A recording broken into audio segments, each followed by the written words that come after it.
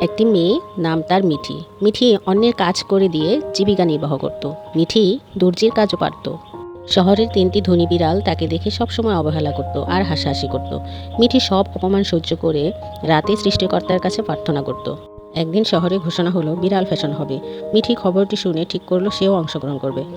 শহরে ৩টি বিড়ালও প্রস্তুতি নিচ্ছে ঝলমলে রঙিন ড্রেস আর চকচকে গয়না দিয়ে।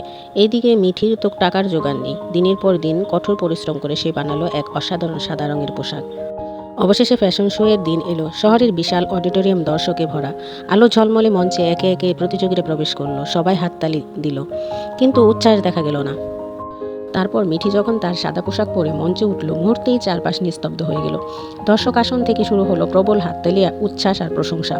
শেষ পর্যন্ত বিচারকরা ফলাফল ঘোষণা করলো মিঠির নাম। আয়োজকেরা মিঠির মাথায় মুকুট পরিয়ে দিল।